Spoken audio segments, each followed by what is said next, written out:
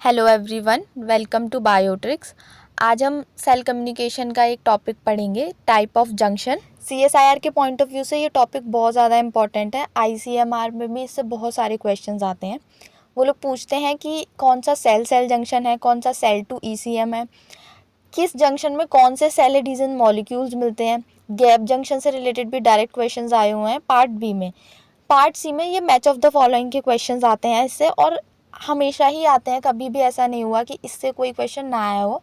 Shift 1 में, shift 2 में आपको एक आधा क्वेश्चंस मिल जाता है, तो ये टॉपिक आपको बिल्कुल नहीं छोड़ के जाना है। अब आते हैं हमारे आज के टॉपिक पर, टाइप ऑफ जंक्शन। हमारी सेल की सरफेस पर या ट्रांस मेम्ब्रेन कुछ ऐसी प्रोटीन्स प्रेजेंट होती हैं जो एक सेल को दूसरी सेल से या सेल को एक्स्ट्रा सेलुलर मैट्रिक्स से इंटरेक्ट कराने में हेल्प करती हैं। ये जो प्रोटीन होती हैं इनको हम बोलते हैं cell adhesion molecule.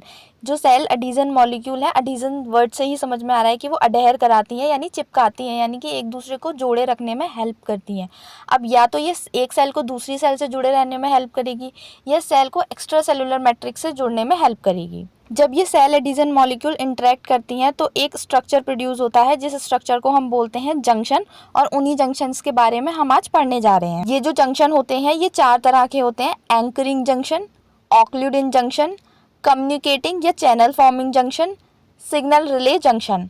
Anchoring junction on the basis of interaction 2 categories में बांटे गए हैं: जब सेल सेल से इंटरेक्ट कर रही हो और जब सेल एक्स्ट्रा सेलुलर मैट्रिक्स से इंटरेक्ट कर रही हो। जब एक सेल दूसरी सेल से इंटरेक्ट कर रही हो तो एदरिंग जंक्शन या डेस्मोसोम बनते हैं।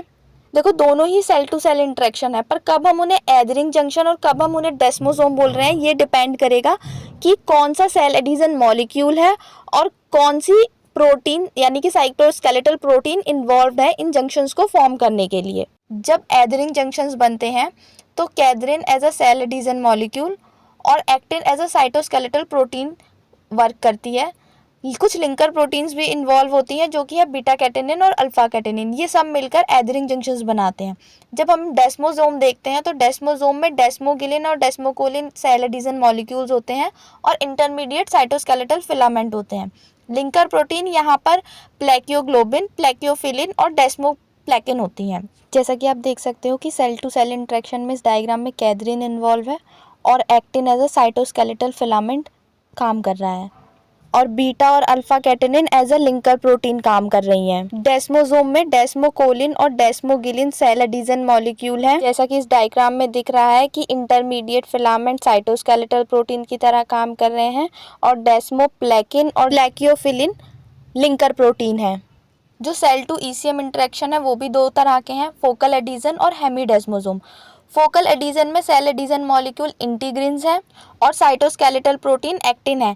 यहाँ जो लिंकर प्रोटीन इन्वॉल्व है वो है टैलिन, विंक्यूलिन, अल्फा एक्टिनिन और किंडलिन। हेमीडेस्मोसोम भी सेल टू ईसीएम इंटरेक्शन है और यहाँ पे कैम इंटीग्रिन्स होती हैं और साइटोस्केलेटल प्रोटीन इंटरमीडिएट फिलामेंट होते हैं। नेक्स्ट, ऑक्लूडिन। जो ऑक्लूडिन जंक्शन है उसको इनवर्टिब्रेट्स में सेप्टेट जंक्शन और एनिमल्स में टाइट जंक्शंस बोलते हैं। इसको जोना ऑक्लूडिन भी बोलते हैं। इसका जो मेन काम है वो गैप सीलिंग में देखा जाता है और ये प्रिवेंट करता है सॉल्यूट लीकेज को। As its name suggests, tight junction मतलब ये किसी चीज़ को टाइटली पकड़ के रखता है। जो ऑक्लूडिन जंक्शन है वो ब्लड ब्रेन बैरियर में मिलते हैं। ये मॉलिक्यूल्स के लिए इम्परमिएबल होते हैं पर 1000 टाइम मोर परमिएबल होते हैं स्मॉल आयनिक मॉलिक्यूल्स के लिए, फॉर एग्जांपल सोडियम के लिए। 3 प्रोटीन है जिनका रोल देखा गया है टाइट जंक्शन के फॉर्मेशन के लिए: ऑक्लूडिन प्रोटीन, क्लाउडिन और जैम, जो कि है जंक्शन एडिशन मॉलिक्यूल। जो ऑक्लूडिन प्रोटीन है वो सेलुलर स्ट्रक्चर्स और बैरियर में मिलती है। ये 4 time pass transmembrane protein होती है। जो क्लाउडिन प्रोटीन है उसका रोल गैप सीलिंग में है और ये भी 4 time pass transmembrane protein है। जब आप ऑक्लूडिन और क्लाउडिन दोनों को देखेंगे तो दोनों के जो एन टर्मिनल और सी टर्मिनल एंड है वो साइटोसोलिक साइड होते हैं, और क्लाउडिन मेन प्रोटीन होती है टाइट जंक्शन के फॉर्मेशन के लिए। जो जैम है वो इम्यूनोग्लोबुलिन लाइक प्रोटीन है, इम्यूनोग्लोबुलिन सुपर फैमिली से बिलोंग करती है और इसमें केवल एक ट्रांस मेम्ब्रेन डोमेन प्रेजेंट होता है। अब बारी है चैनल फॉर्मिंग जंक्शन की। जो चैनल फॉर्मिंग जंक्शन है उसको कम्युनिकेटिंग जंक्शंस भी बोलते हैं। जैसे कि इसका नाम बता रहा है, चैनल फॉर्मिंग जंक्शन यानी कि एक चैनल या पाइप लाइक स्ट्रक्चर बनाएगा 2 सेल्स के बीच में, और कम्युनिकेटिंग यानी कि वो पाइप लाइक स्ट्रक्चर कम्युनिकेशन में हेल्प करेगा, कुछ मॉलिक्यूल्स का ट्रांसफ़र करेगा। फॉर एग्जांपल साइक्लिक एएमपी जो कि एक सेकेंडरी मैसेंजर है की तरह एक्ट करता है। तो ये जो है गैप जंक्शन साइक्लिक एएमपी का एक सेल से दूसरी सेल में ट्रांसफ़र कर सकते हैं, या कुछ इनऑर्गेनिक आयंस का एक सेल से दूसरी सेल में ट्रांसफ़र कर सकते हैं। तो ये इसके लिए यूज़ किए जाते हैं। ये जो चैनल फॉर्मिंग या कम्युनिकेटिंग जंक्शंस है, दो तरह के होते हैं, गैप जंक्शन और प्लाज्मोडाज्माटा। बेसिकली है दोनों एक ही, बट एनिमल्स में हम इन्हें गैप जंक्शंस बोल रहे हैं और प्लांट में हम इसको प्लाज्मोडाज्माटा बोल रहे हैं। जो गैप जंक्शन है वो एक सेल के साइटोप्लाज्म को दूसरे सेल के साइटोप्लाज्म से कनेक्ट करते हैं, ताकि स्मॉल मॉलिक्यूल आयन सॉल्यूट का ट्रांसफ़र एक सेल से दूसरी सेल में हो सके। अब ये जो गैप जंक्शन है ये बनते कैसे हैं? इनको एक प्रोटीन बनाती है जो कि है ट्रांसमेम्ब्रेन, और उस प्रोटीन का नाम है कनेक्सिन। जो कनेक्सिन है वो 4 टाइम पास ट्रांसमेम्ब्रेन प्रोटीन है। जब ऐसे 6 कनेक्सिन साथ में असेंबल होते हैं तो एक पाइप लाइक या चैनल लाइक स्ट्रक्चर बनाते हैं, जिसे हम बोलते हैं कनेक्सॉन। तो सिंगल यूनिट कनेक्सिन है और जो वो पूरा एक पाइप बन रहा है उसे हम बोल रहे हैं कनेक्सॉन। तो ये चैनल कनेक्सॉन हम बोल सकते हैं। तो जो गैप जंक्शन है वो ऐसा नहीं है कि मतलब बस चैनल है तो एक चैनल से कुछ भी पास होता चला जाएगा, नहीं, ये गेटेड होते हैं। गेटेड क्यों होते हैं? अब मानो वायरस का अटैक आया, एक सेल में आया, अब ये तो गैप जंक्शन से चले जाएंगे दूसरी सेल में, फिर तो हंगामा हो जाएगा।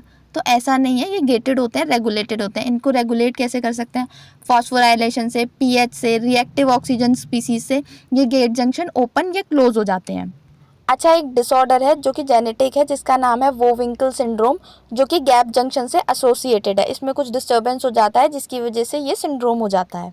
अब नेक्स्ट है प्लाज्मोडाज्माटा। जो प्लाज्मोडाज्माटा है वो प्लांट में मिलते हैं और ये एक्सटेंशन होते हैं स्मूथ एंडोप्लाज्मिक रेटिकुलम का। इन मोस्ट ऑफ द प्लाज्मोडाज्माटा एक सिलेंड्रिकल स्ट्रक्चर डेस्मोट्यूब्यूलिन प्रेजेंट होता है, जो कि बना होता है एक्टिन फिलामेंट का और मायोसिन मोटर प्रोटीन का। अब हमारा नेक्स्ट जंक्शन बचता है जो कि है signal relay junction.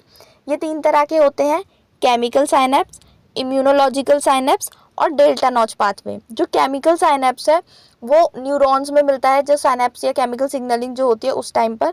Immunological synapse जो होता है वो हमारी बी सेल टी सेल जब एमएचसी के साथ या आपस में इंटरेक्ट करती है उस टाइम होता है।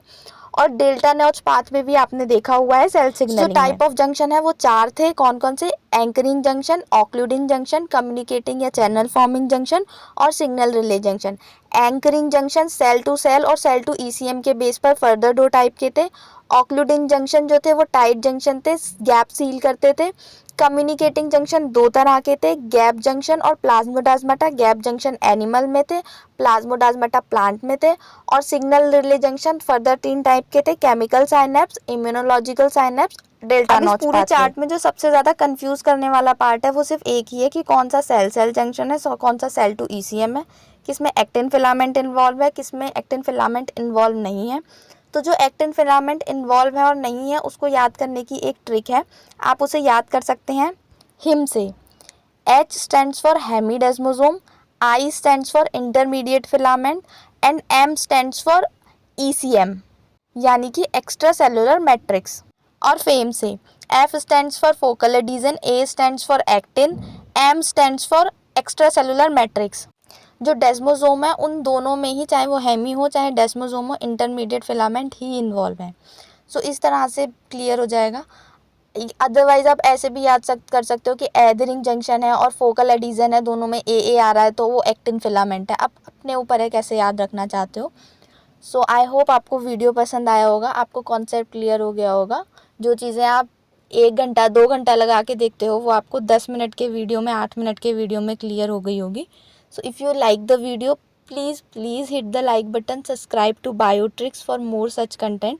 आपका एक लाइक मुझे 4-fold मोटिवेट करेगा ऐसे और वीडियो को पोस्ट करने के लिए।